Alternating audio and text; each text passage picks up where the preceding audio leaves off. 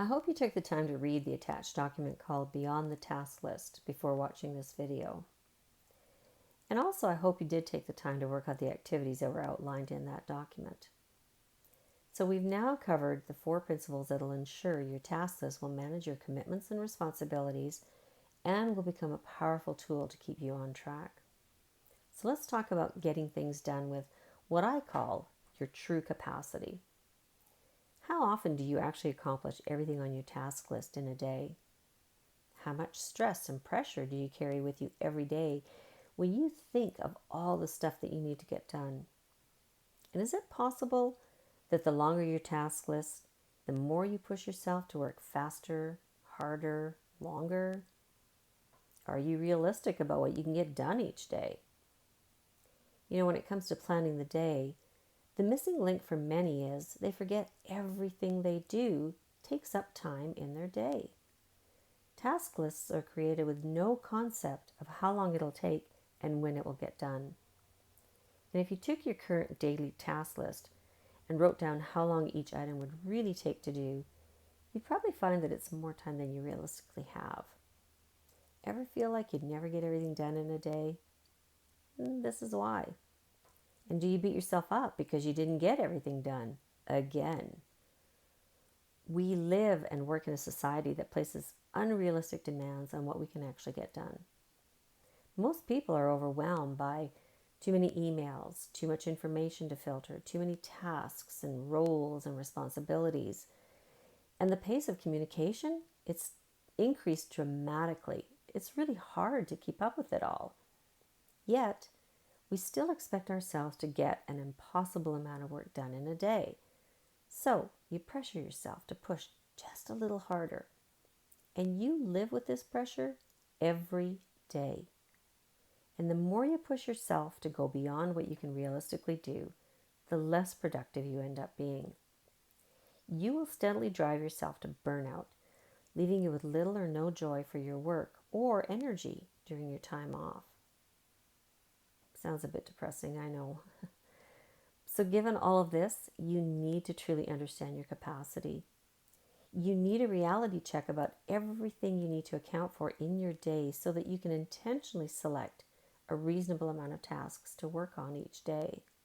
Stuff that you can actually feel, good about and getting done.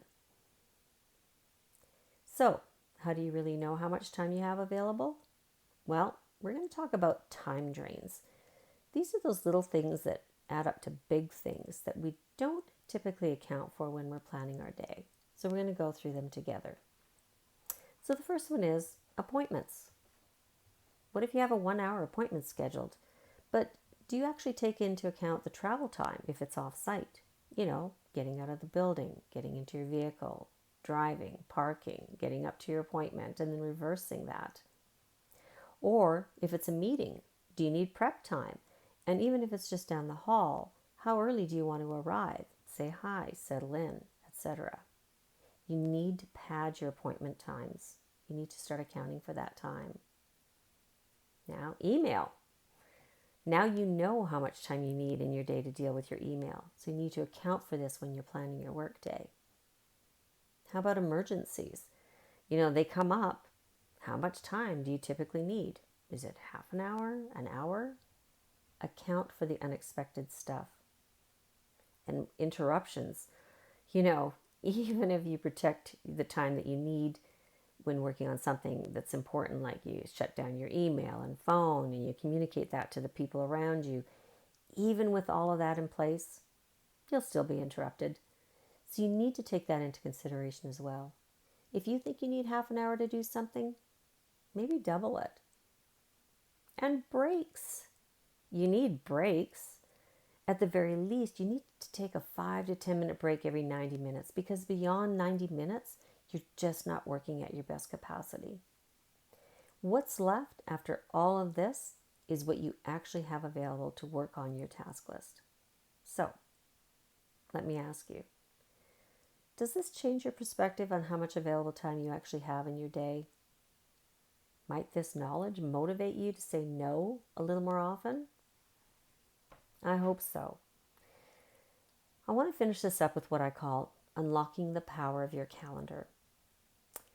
So now that you know you have very limited time available to get stuff done, I want to encourage you to use your calendar in a way that maybe you haven't considered.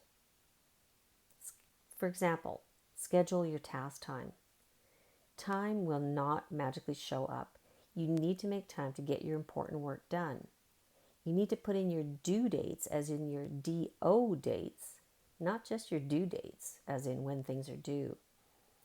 If all you do is use your calendar for appointments and meetings, this will give you a false sense of availability, and then you're more likely to commit to things that you can't realistically get done.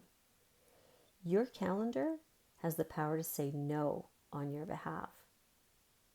Next, don't be conservative with time. Schedule a little more time than you think you need to get something done. We seriously underestimate how long it takes to get stuff done, and then we overcommit to taking on other stuff. It's what gets us into trouble.